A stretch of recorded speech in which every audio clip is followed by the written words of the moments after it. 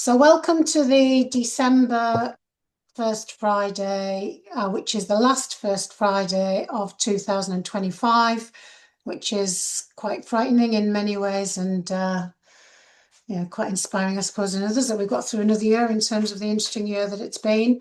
And certainly from my point of view now, this is a very interesting first Friday because not only am I the guest in terms of the welcoming everyone and hopefully creating a good atmosphere and environment, I'm also one of the guest speakers along with Rachel Ray from the Chromia Group. So this is a great event for us and say last one of the year. And if anyone's come in Christmas jumpers, you are very welcome. I have a bit of sparkle on my jumper as well. So that's my contribution. And today we're launching the new franchise development program, which Rachel and I have been working on, called Flourish. And Flourish is to help and support franchisors at various stages of the business develop and build a thriving and high value franchise business without hopefully suffering from lots of the founder fatigue that many franchisors do encounter. And Rachel and I have been working on this now for probably 4 or 5 months, originally based upon, I guess, from my point of view, some observations in terms of what was happening in the sector, potentially as a result of people coming in, new franchisors in particular, during the COVID era, starting franchising and coming to a stage 4 or 5 years later where problems were being encountered, franchisees were unhappy, some franchise networks have stopped trading, franchising, defranchised, delicensed, and there's been quite a lot of challenges around. So Rachel and I have been working on something really as a result of me contacting Rachel and saying, I've got an idea, what do you think of this? And from that, we've developed the programme and where else to launch it and to share it, but with our fabulous friendly First Friday group. So that's the topic of today. That's me, that's Rachel. I think most of the people on the call today know me, but obviously I'll pass over to you, Rachel, now to give your background and intro to the people on the call. Rachel, you're on mute. No. Right. Oops. And I was trying to say, could you move on to the next slide? So that was a really good technical hitch, wasn't it? Right. Hi, everyone. So yeah, I mean, when I first decided to franchise my business, which was Bright and Beautiful, and I was based in Altrincham, had grown over a couple of years locally. Julie was my franchise consultant. So that was wonderful. I trekked up to Darlington to see her, and she helped me get all the operations and foundation in place of the business and, really well. And I'm very grateful for that. And then over the next 8 years, I scaled that business around the UK. And we had, many of you know, I've met some of you before, some not, but we had 55 franchises from Edinburgh down to Plymouth.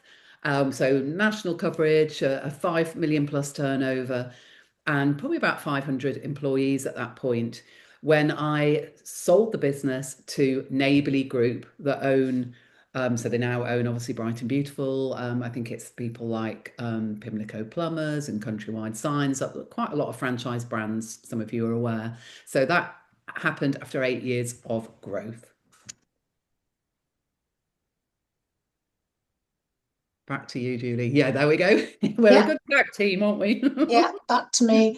So we've held some focus groups. We've been speaking to people from the sector and trying to identify the key areas that franchisors need help and support with. And one of the themes that kept recurring was what we called franchise fatigue, basically. So really the things that can stop any franchisor from continuing on their journey and needing some help and support, basically. So again, in terms of setting the scene, points that came up as part of the discussion in terms of what we've called warning signs were people really struggling with the the relationship of the franchisor franchisee, really trying to come to terms with what they should be doing, what the franchisees should be doing, whether they're doing too much, whether they're not doing enough. And ultimately, trying to get the balance in terms of what the franchisor role is, what the franchisee role is, in order to be able to ultimately use central resources, which are limited in any network, whether you're big, small, little, corporate, whatever. Central resources are limited.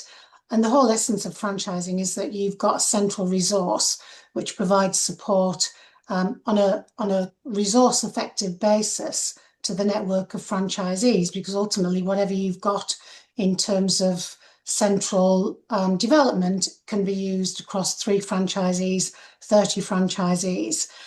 But in the stages of developing the franchise network, things can go wrong. Franchisees become dissatisfied, and one of the prime issues that franchisors face is they actually become a bottleneck.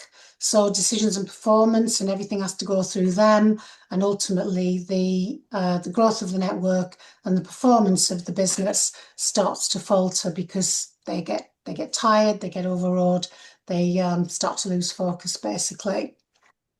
And in terms of talking through, I mentioned corporates. I guess to share some experiences and some learning points.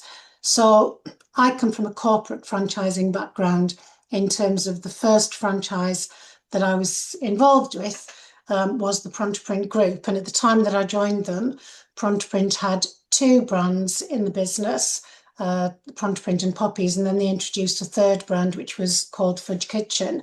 It's not the Fudge Kitchen that's on the screen today. That's a completely different one. But it was a franchise brand. And the whole raison d'etre from Prontoprint's point of view was to develop a business that had value that could ultimately be floated on the USM. So Prontoprint was the established franchisor, it was the cash cow. Poppies was the low investment service franchise, and Fudge Kitchen was the new franchise that was growing and developing. And again, in terms of great things that happened and learning, there were a lot of great things that happened within that organisation, and they did successfully float, and they did successfully raise, I think it was about £10 million in terms of valuation for the business. But equally, there were a lot of things that weren't good, and again, working within the business, it was a very interesting time to see and learn. And one of the things that Prontoprint did in order to achieve the growth that they'd forecast to the stock market was they just basically recruited anyone into the business. So they recruited 50 franchisees in a 12-month period, and ultimately half of them weren't successful and eventually ended up leaving. Fudge Kitchen, say, was the new brand. That was the shining star that was going to come online. And again, one of the learning points when they actually started to develop the business model, it was great, super wonderful, looked fabulous. When they started to bring the fudge around to test it on a Friday afternoon, when we all got back to Darlington, it was horrible. It tasted nasty. It wasn't good. And after 3 weeks, as the guy came to give the taste, we all ran basically because he literally could not give it away. When they opened the first branch, which was in Eldon Square in Newcastle, on day 1, all of the fudge melted because the lights that they'd used, which was Barlow shop fitters had spec'd, were too powerful, and all of the fudge melted. And 3 weeks later, the whole business was being sustained by an ice cream machine because the guy who set it up came from Mr. Whippy, so he stuck an ice cream machine on the end.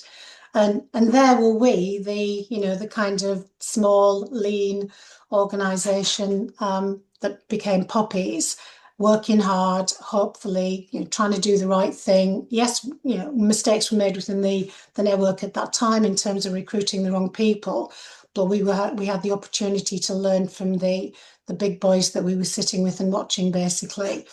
And one of my big factors in terms of franchising is get your franchisees together, and that's what that business did, and it did very well. And Poppies took that on board and was growing and is still there today. And as I say, we've got Chris on the call, so we have the factor that 35, 40 years later, Poppies is still franchising successfully in existence.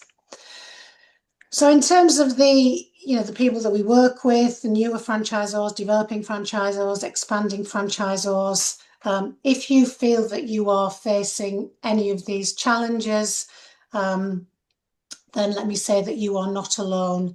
You might feel that you're working extremely hard, but your growth has stalled. You will probably have franchisees within the network that have varying levels of success. And to some degree, particularly as an owner operator, you may feel lonely and isolated.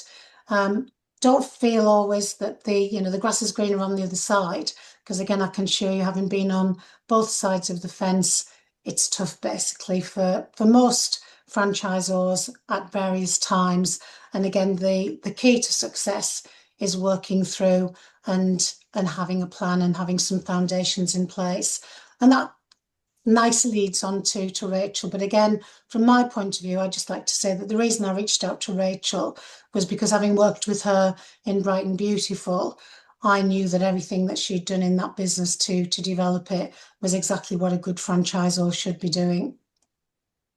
Over to you, Rachel. Oh, thanks, Julie. So you're going to stop sharing and I'm going to share, aren't I? But what I was about to say, and thanks, Julie, for that, is yeah, I relate to that lonely feeling, that weariness, that feeling fed up and overwhelmed. Halfway through my franchise journey, you hit that sort of plateau of like, oh, what next? How am I going to get the momentum to keep going? And so when Julie reached out to talk about creating this Flourish franchise program, I was like, oh, that is what I would have needed when I was a franchisor. So I was very keen to get involved. So let me just share from the same point in the slides. Is that looking okay? And good, it is. Great. Let me just move my toolbar up there. Right. So if, in terms of moving from feeling fed up to feeling like you're flourishing and you're growing, like how did I shift at that point? Well, there's four things. When I condense it down, I'm thinking of four important things to say today. And the first one was really, I had a point where I was thinking very clearly about my strategic vision and what that would mean in terms of value creation. So again, if I'm talking here specifically to people who are founder franchisors and you're growing your own business, then this is very personal. It's like, what do you really want out of this journey? Is there a point where you actually think, no, enough's going to be enough? At a certain point, I want to retire and I want to reap the rewards of all my hard work. Because you may be thinking, okay, it's a legacy, you want to pass it on to the next generation. Or you may be thinking, no, I need to realize that and get a return on my investment. So I was at a sort of strategic point where I met with Sue Moore, actually, who ended up being my franchise director. And she said to me, what would you be prepared to walk away with? Like, what would you sell this business for? And immediately I knew I had a clear seven-figure sum in mind that I'm like, I'm not going to walk away for anything less than that after all the blood, sweat, and tears I put into this. So I had a figure. And again, I had a time frame. Okay, 3 to 4 years is what I would really like to focus on. And that was a personal sort of conviction. Now, when I talk to business owners, it's quite rare, isn't it, for us to be able to nail it and really think about it. So I want to put that challenge out there today to go, okay, think about it. You don't have to necessarily have a clear time frame, but what would you actually walk away for? And if you can think about an ideal time frame in terms of a stage in your life when you'd like to do that, even better. So maybe scribble that down just for your own personal view. If you're in a corporate organization, like Julie mentioned, Prontoprint, a bigger corporate, and you're growing a franchise, you may already have strategic objectives set. But again, think about how they relate to you and your career growth and your motivation to if you're leading a brand, how you want to get there, what they mean to you. Because once you've got a personal goal, then you can align your personal goal with your commercial goals.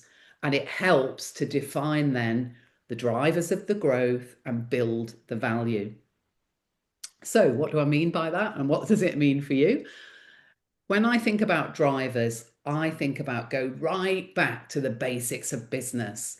like the 4 ways to grow a business, right back to the fundamentals. And here is an illustration of a basic franchise model. Let's say it's bright and beautiful. It's not actually accurate figures or anything in particular. It's just an example. So imagine an average franchise.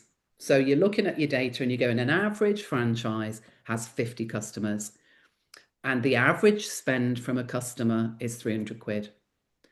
And they spend 300 quid every month. So again, if it was a housekeeping business, their standing order, their payment, £300 a month. So that would mean that for an average franchisee, their turnover is 180 grand. My MSF was 10%, so 18,000. So at the point of having 30 average franchisees, my MSF is going to be just over 500,000. Now, the point of that is to go, what can I influence? What if I just get every franchisee getting 2 or 3 more customers? What if I get them upselling and help them provide other products or services, or even just incrementally increasing the price over time? What if they buy more often and whatever you're selling, they buy more of it more frequently? It's back to the fundamentals, but by having the drivers clearly articulated, you can think about strategies to grow your business, and you can help franchisees on the ground, in simple terms, grow.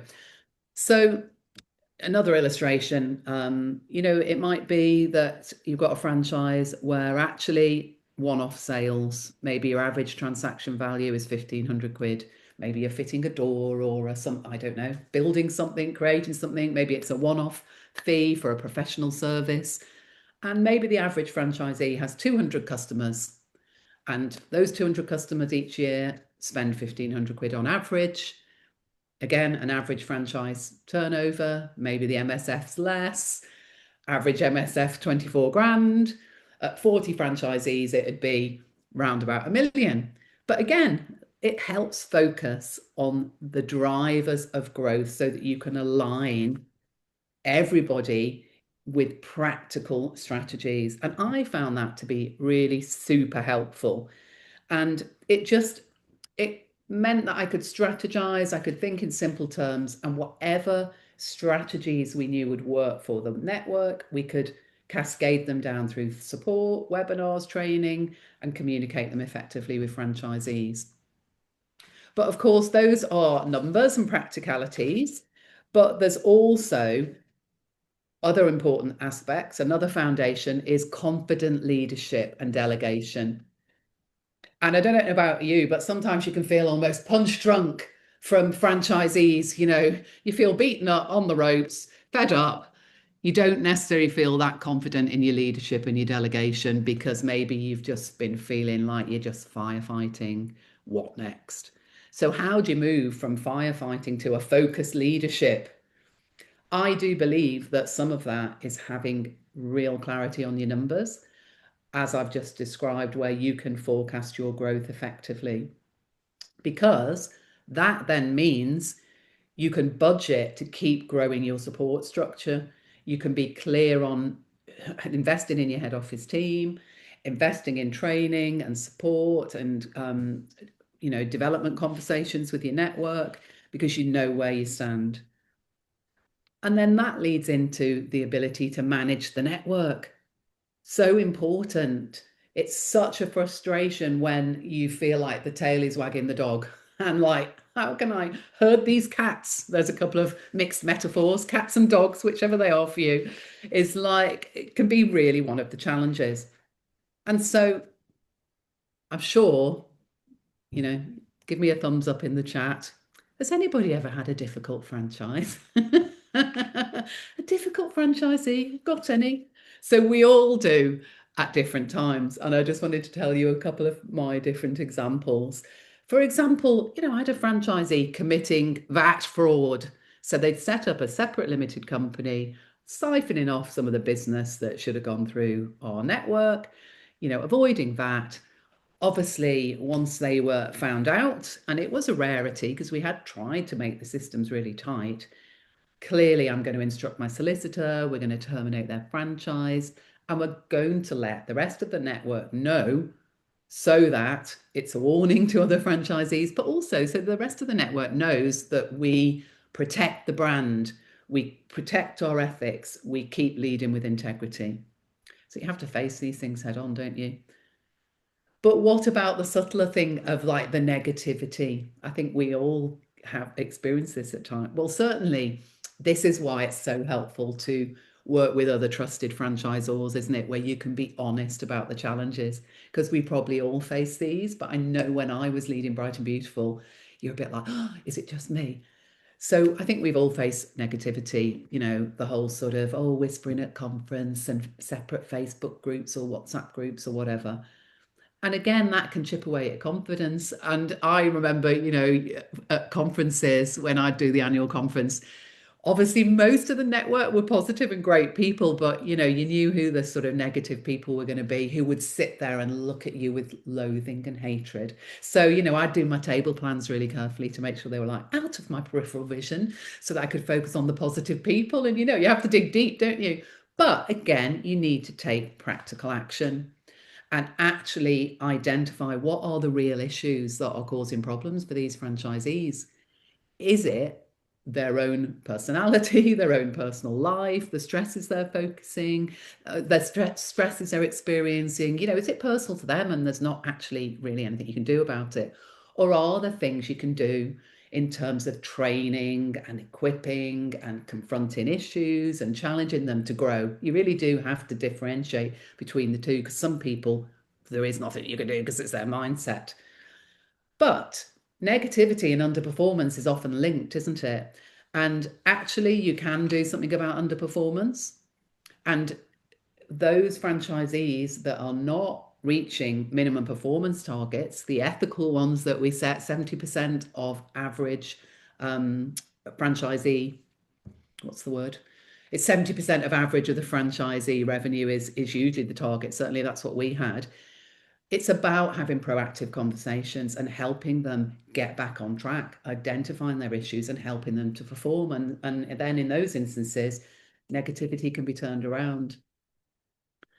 But as Julie said before, you know, this is one of the challenges, isn't it? We want consistent franchisee success.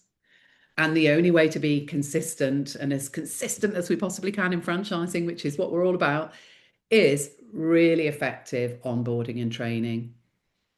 And I think a learning curve for me was that I thought I was being really selective about the franchisees that I brought on.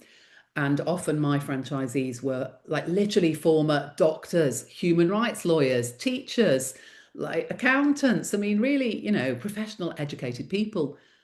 But what I learned was that does not mean to say that they know how to run a business, because it's a specific set of skills, isn't it? And so I learned that apart from the practical service delivery aspects and all the areas that they need to know to make sure the service is right, I had to train on mindset, on becoming a business owner. And this is where the drivers and the clear targets and the clear methods to grow each franchise really helped, so that everybody knew what they were aiming for. And tied in with that is accountability. So ongoing quarterly reviews would be typically what I would do, and what I help franchisors that I work with do. Have a focused quarterly business development meeting, online meeting with each franchisee. And ultimately, that is to help them go forward in terms of increasing their turnover and their profitability, but with an end in mind, again, helping them to think, well, what is my end point? When do I come up for renewal? Am I going to renew my franchise? Have those conversations in plenty of time. What about resales? Again, is there an exit point for them? Often with franchises, they don't necessarily really think in terms of, oh, okay, I've got a business asset that one day I could sell. But that is such a positive message, isn't it, for your network, that someone has grown and maybe after their 10-year point as a franchisee, they've sold their business for a significant amount of money. It's a very positive message to the rest of the network because it's an upward trajectory. But again, accountability, as I said, if people are underperforming, they're negative, they're draining the network, it's having conversations that turn them around, that focus them on the drivers, on the things they can influence, that identify gaps in training or skills or competency or even attitude, and try and bring in that training. You're looking for the commonality, aren't you, to put on webinars, to put on events, to share resources that are going to equip the common gaps, the common problems, and sort those out. But of course, there's going to be those individual ones that are only going to be solved with that one-on-one business development conversation. And ultimately, you want either an upward trajectory, like that carrot thing, the business value, or you want to manage someone out of the network by not renewing them at the appropriate time. Or ultimately, sometimes we have to terminate a franchise for underperformance. But by being strong in those two directions, then you're strengthening your leadership and the respect of the network, and you're developing a consistent franchisee success. But culture and communication is essential, isn't it? Because everything I've said could just sound really hard and really commercial, but it's not. It doesn't have to be. It's about being super professional and clear and commercial, but combined with a great culture. Franchisees need to feel engaged, and so often it's about fun, warmth, praise, encouragement. It's about making sure that people do feel valued, and you're rewarding and sharing wins across the network so people can champion each other, as well as ensuring that anything that erodes the brand, you put right and you correct. But if you can do that and make things fair and ethical and positive, then that is what is the glue, isn't it, in franchising? I guess it's a bit like being a parent, isn't it? We want to make sure that we balance fun and relationship with discipline and development. It's that type of concept, isn't it?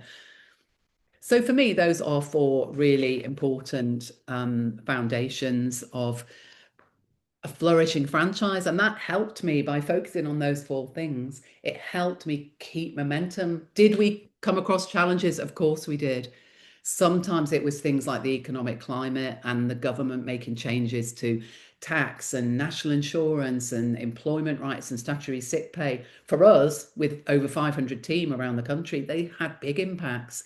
And the pressure was on me to find a solution, work on the business model, encourage everyone how we had to put the prices up, make sure we still made a profit. Of course, those are times of pressure, but with the right foundations in place, we're able to face that and keep growing, which ultimately I was able to do and achieve that successful exit point.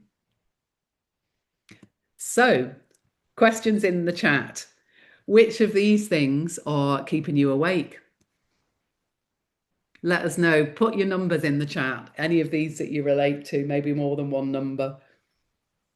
I think because I'm sharing the screen, I can't see the chat, but I'm sure Julie can. Yeah, I can see it. Yeah, so maybe you can oh, hang on, wait a minute, I can do We've got a 5. Got a 5. So yeah, franchisee success varies widely. We've got a 2 and a 6. Too much for franchisees. Struggling to recruit new franchisees. Yeah, all of those we relate to, don't we? So sometimes we're doing too much for them and we're trying to help them actually go, no, hang on, let's empower them. The whole, let's show them how to do it. Let's equip them to do it. Let's change the expectations so we're not doing everything for them. Although some things I found it was really helpful to do for my franchisees, there were elements of marketing that I knew I could do effectively for everybody. So it's differentiating. And sometimes if you're doing too much, it's like going, okay, well, you need to be doing this for yourself, but I'll do this. And you're showing that balance. What else? We've got a 1, 2 and a 3. Yeah. And we've got a 2, 5 and a 6. So interestingly, I think the only one that we haven't got so far is number 4. So no one's a bottleneck. Great. Well done. Yeah, let me see if I can get in the chat. I can now. Right. Thank you very much. That was me not having my menu in the right place. Yeah. So exactly. Thanks, Simon. 2, 5 and 6 are very common. I know you talk to a lot of franchisees, don't you? So, sorry, let me just minimize my chat. So, this is why for us, Julie and I put our heads together to create the Flourish program. And what it is, it's going to start in February and it's a 6 month guided program for franchisors who really do want to scale up and want to grow and are facing these challenges. And between us, Julie has 30 odd years and experience in franchising with lots of different brands, either within the brand or helping franchisors. For me, I was a business consultant, as I said, but I've also got that hands-on growth trajectory that I went through with Bright and Beautiful. So we're combining our expertise, and the program has strategic consulting as well as peer learning and accountability. And it'll be a very small cohort for that close connection. We're going to explore many of the themes we've just touched briefly on today. So leadership, your systems for growth and managing franchisees, your finance, your culture, building that brand value. It's going to include a private network in terms of that cohort. And we're going to facilitate live workshops, consultative problem solving. So we're going to have a live workshop a month, as well as some online sort of surgeries, as well as one-to-one checkpoints. So it's a whole cohesive program to really help the franchisor be in the driving seat of growth for the business. And the outcomes of the program to help you get clarity on your direction and really understand the potential value of the business and where you could get to help you get there step by step by step with a confident, motivated franchisee network. Am I saying you won't have a single negative person left? Not necessarily. How do you handle that though? How do you make sure that the most of your network are confident and motivated, and then you know what to do about the negative people? So it's helping you get a model that's completely scalable, profitable, and ready for investment, for handing on to the next generation, or for sale, whatever it is that you're looking for. But increasing that capital value year on year on year is really what the program is about. So over to Julie. In terms of that program, if you want to know more about it, obviously drop Julia and I an email and we'll fill you in. But over to Julie, because we're going to have a bit of a chat now. Thanks, Rachel. I think what I'd like to do is I'd actually like to bring in, I know we've got Sophie and we've got Phil in the room, and obviously Simon as well, in terms of people who, talk to lots of franchisors. So in terms, this is about exchanging information and feedback. Sophie, Phil, would either of you like to contribute in terms of, not specifically, but what you think are the biggest challenges at the moment for franchisors that you are either working with or engaging with or talking to? I'd say probably off the top of my head, right now, a big issue is recruitment. Um, I think probably with the budget having just been and everyone was a bit nervous around it, I think a lot of franchisors are kind of fed back that they have had kind of initial inquiries and they don't really seem to be progressing very far. So I think it's just kind of trying to make that step to actually make it a successful lead rather than just some initial inquiries that aren't really leading anywhere. Yeah. Phil? Yeah, thank you. The issue that I see with recruitment is around the premises-based brands. They're struggling to get premises secured, which seems to be a big bottleneck for a lot of them. And to look at the existing networks and their performance over the years, making sure their KPIs are set up in their accountancy software, because we're an accountancy practice, I've got to mention it, and making sure that you then review it on a regular basis against what you plan to do, and then take remedial action. Plan, do, check, act. And do you find, Phil, that franchisors are getting more, when I say involved in the finances, I mean, I don't mean in terms of obviously taking any legal statutory responsibilities, but becoming more aware that, franchisee finance is a key part of the support that the franchisor gives? Yeah, I mean, a lot of brands know the sales, but they don't know the bottom line, and they don't know how costs are being managed necessarily. There is software out there. There is ways of doing it. If you know the profitability of your network, that's a very strong selling tool when you're trying to sell your network. So I'm sure Rachel knows that very well. So, getting your head into that game is quite important as a franchisor, but it's all down to resources at the end of the day, isn't it? You've got to balance where you best spend your time. Yeah, absolutely. Which I know is a question that Simon's put. We'll come back to. Chris, probably the most experienced franchisor on the call today. 40 years of Poppies. 45 years this year. 45. Really. Wow. 45 years. Yeah, 1980 it all started. You started it when you left school. Something like that. Yeah, yeah. I'm a youngster in the business at 30 years now, coming up to. I was just going to say, Chris wasn't there when I was around, so in No, terms of no. We bumped I'd into each other. left. Yeah, when I became the franchisor. Yeah, current challenges of recruitment. Everybody's saying the same thing, really. I mean, I think we've probably, if we talk about that elephant in the room, it's been a pretty tough year on recruitment for most brands, and I think that message has been coming out. But and that's contrary to this kind of concept that franchising is good when the country's in recession. We probably are. We're depressed or repressed maybe. And have been for a couple of years now, and I think we need to fight through that and be positive and to promote franchising generally. I mean, I think this is the other thing that there's still an ignorance of franchising and what a good journey it is and what a good journey it can be. And I think there's brands out there that are doing an amazing job, and their franchisees are doing really well, but somehow those stories aren't being told as a positive story around franchising. And I think that would help us all.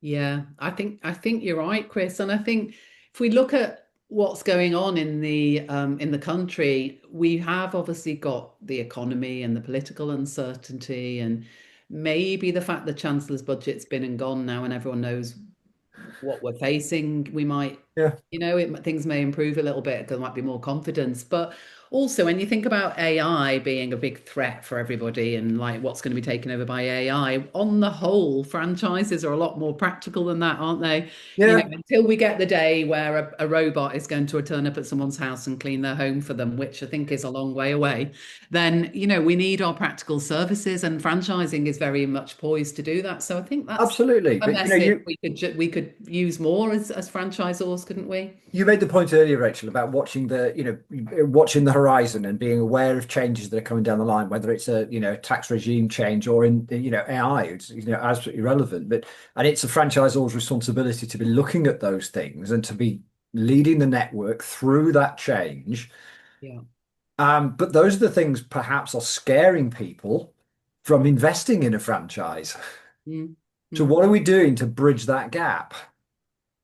I mean, I suppose rhetorical question for me. What am I doing in trying to get that message across in our marketing? But what are we doing as a franchise industry to get to bridge that gap? But because we are here hearing about the success of our franchisees, massively involved in and invested in that, and I'm not sure that message gets through to those potential franchisees that are out there.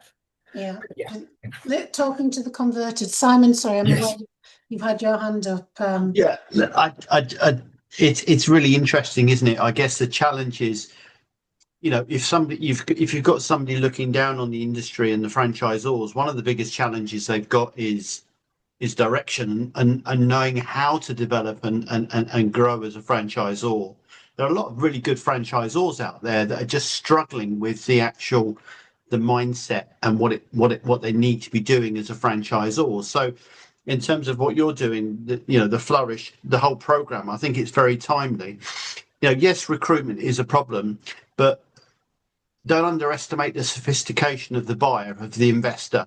There are far too many franchises that go to the market that are not well thought through, that are not well structured. Yeah. And quite honestly, the numbers don't stack up. And I think that's one thing that a lot of franchisors need to go back and have a look at, is the numbers. And Rachel presented it perfectly with that slide about how, what is franchising and how do you scale the business through the royalty model. And it's exactly right. But yeah, I think there is a real need for some guidance for franchisors in the UK marketplace. I think there is a lot of bombardment of good projects, good programs, but at their heart don't take account of the real important relationship between franchisor and franchisee in a more business intelligent framework. So I think from what I've seen and what I've heard of what you're doing, I think it's right time, right place, and more importantly, right people, because that's the key thing. You've got people that have got the experience and have been there, seen there, and done it, and can really help people. So for me, as I said, it's about sophistication, raising the level of understanding and intellect within the franchisor community to understand what they've got, because once they do that, that will reduce some of the challenges that they're facing. But equally, it's to have a really robust business model and strategic approach to franchising, and you will attract more recruit good franchisees if your value proposition is strong enough, if the financial model is strong enough. And I think far too many people underestimate the sophistication of the investor. You talked about attracting. Would it be great to attract more people with a business mindset into franchising? Yeah, 100%. But the business model has to be right, and it has to be a really well structured, thought through process. Yeah, But that's really interesting, Simon. I had a conversation with someone last week who's, if you like, for want of a better word, living in fear of coming to renewals and franchisees leaving the network. And, my response, for want of a better word, was franchisees will leave the network if they're not getting value from being part of the network. If they're not making money, At the end of the day, it's very easy to look at the fees that are being paid, as we all do, with respect, Phil, to the fees that we're paying to our accountants and the fees that we're paying to our solicitor. And we look at it to say, am I getting value for money for that fee? Whatever my annual accounting audit fee is, whatever it is, my expectation is that my professional advisors is, if you like, saving me more money because they're giving me the best advice that they can give me, basically. And I think that's exactly, for me, what franchisees are looking at, should be looking at. And ultimately, if they're not getting value for money, then there is something wrong with the system, and the balance of that model is wrong, basically. So I mean, I didn't put this in the chat, but I really wanted to ask Rachel this, because I guess for me, it's always been one of those dilemmas about franchising.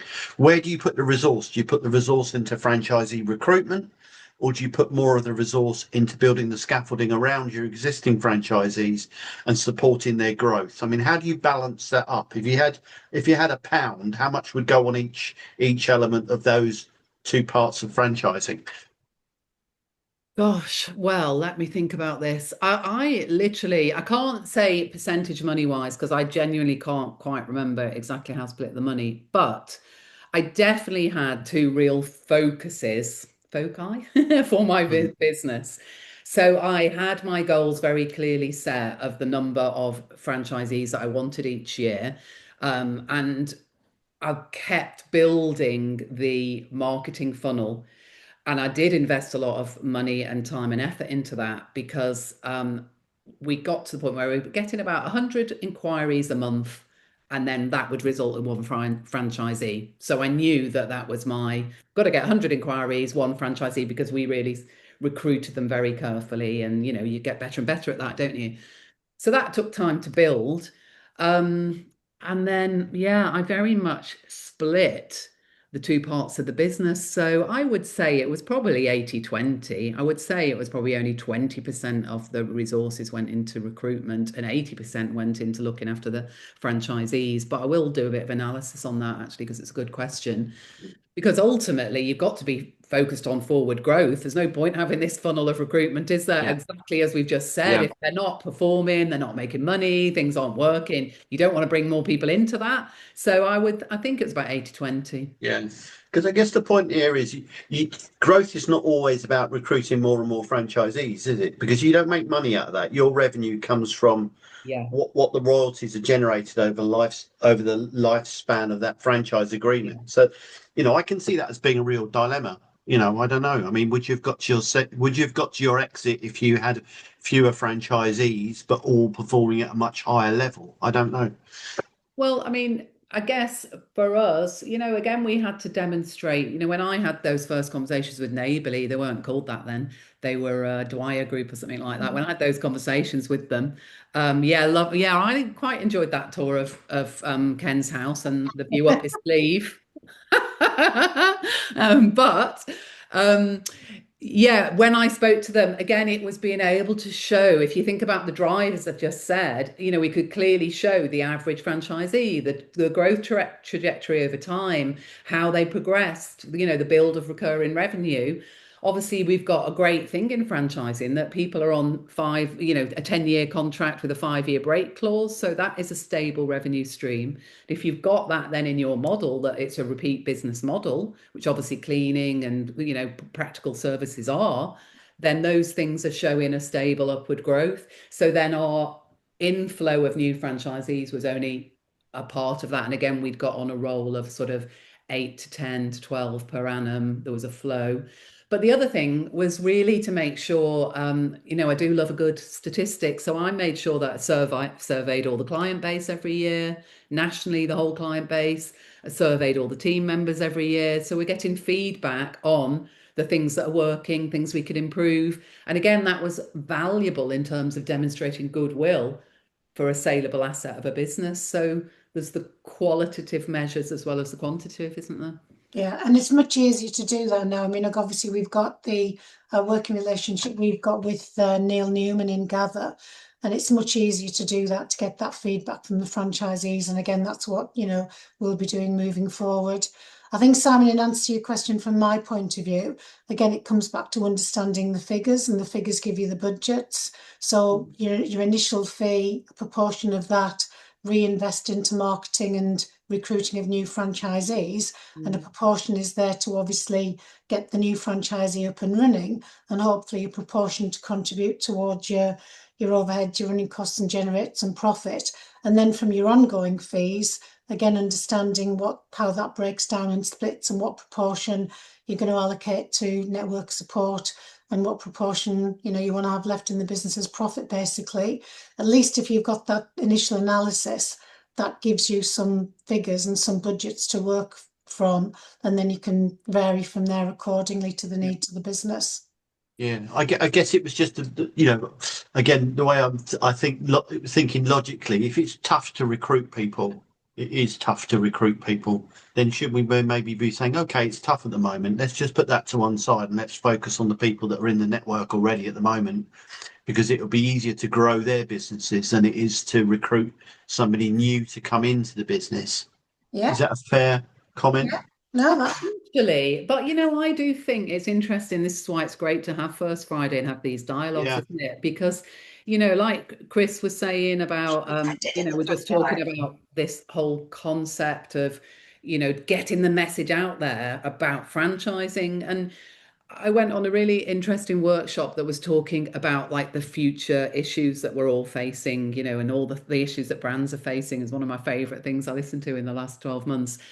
We're facing, you probably heard of it, VUCA: volatility, uncertainty, complexity, ambiguity. So everything's volatile, everything's complex, everything's blurred, everyone's like lacking in confidence as a result, aren't they? Like everyone is scared. But I was waiting for the good news. The good news is people are going back to a bit more local community, more traditional. There's a backlash, isn't there? More smaller groups, support networks. So really, franchising, we should be right there in the midst of that conversation, shouldn't we? Saying, here you go, serve your local community with a very practical service. That's never going to be made redundant. People still need their house cleaned, their gardens looked after, their maintenance with the practical services. They still need to sell a house. Certain things are not going to go away, are they? So, and we've got a community. Look, I'm on a roll now, selling franchising. Yeah. But I think this is the sort of messaging we have to develop. And we can't just be incestuous. Always did my head in. It's incestuous. Let's all just advertise on the same few websites. And people are only going to look on those websites if they've already thought about franchising. We can't do that, can we? We have to be out there in the normal world talking about our business opportunities. And that's why I think PR is essential. You've got to get into normal mainstream communication that's nothing to do with franchising, so that people go, oh, that's interesting opportunity, rather than, I've landed on a franchise website to see if I can buy a franchise. It's not going to happen, is it? Scott, can I bring you in at the moment in terms of the Cat Butler's experience of recruitment? I've just been trying to find how I raise my hand because I didn't want to Oh, interrupt anyone. So yeah, sorry. thank you, Julie. Yes, very appropriate timing. oh, 'Cause I think it ties in with what Rachel's just said there as well about services that aren't going to go away, which is looking after people's pets, hopefully. Otherwise, I'm out of a job. But yeah, so in terms of what Simon had asked in recruitment, it was funny because I was just saying that as like a circle because I think my experience at the minute is we are not struggling for inbound inquiries. We're getting tons and tons of inbound. Part of me thinks is that the price to entry for our niche, that it's quite a low price point to get in, sub 10K. You're not looking at, previously like a Subway or something bigger where it's 10K plus 200 grand to build one. So looking at this, for me, the inquiries are massive, but where we've kind of tripped up has been in selecting the right franchisee. And so looking at the recruitment process has taken up a lot of my time. But then when I'm doing my support piece with the existing franchisees, that's flagging up the areas of the development that I need to work on with them. That then corrects a lot of the onboarding and training and what I'm looking for in those. So I'm sort of going 50-50 between the two. So what I'm doing to optimize the current ones, generating the training and development process and the recruitment process as well. So we're really digging into the detail of how we're recruiting the right people, because you can get someone in our industry, I mean, that loves all the fluffy cat stuff, but maybe not great at operating a business. You got to work way up, what's the pros and cons of helping them run a business. Then there's the people who are maybe might have had a cat once, but super hot on KPIs and business and people management, but maybe not the most fluffy, personable person that you want representing the brand. So you're kind of in between what you're looking for and how I as one person then support that network of people, either the onboarding process and the skills and whatever they need and the training and development. Covering all of that in a 1 or 2 day training session is also, crazy. But the incoming inquiries piece is not something we're really struggling with at the moment. And I do think that's probably representative of the investment level for entry. I remember when Sandra first approached us, and I'll be kind of upfront and honest in terms of the brand. I think the Cat Butler brand has been transformed, and one of the things I said to Sandra at the beginning was just develop your brand followers, get out there, get on social media channels, and she did it with amazing success, basically. And I do think in many ways, everywhere you look, the Cat Butler franchise is there in terms of whether it's the service, whether it's the franchise, and ultimately, my view is that she's reaping reaping the rewards of the work that she put in at the beginning. And for sure, yeah, and then I think you can't even search even just for a cat at the minute, and you'll probably see a cat butler. I mean, yeah, it's like doesn't matter what stage of cat you're looking for, we're probably appearing whether you need us or not. But I also remember, Rachel, you said one day something like, and with respect to Chris, who's on the call, domestic cleaning could be one of the least exciting businesses to be involved in, but you smashed it in terms of getting PR coverage, support, etc. And again, Bright and Beautiful was everywhere in terms of looking to promote the service, promote the brand, promote the franchise. Yeah, I mean, again, I think it's down to your sort of conviction on your ethics and your values and why you're doing what you're doing, which, for all of us franchisors on this call, you've all got your thing of why you're doing what you're doing and how it helps people.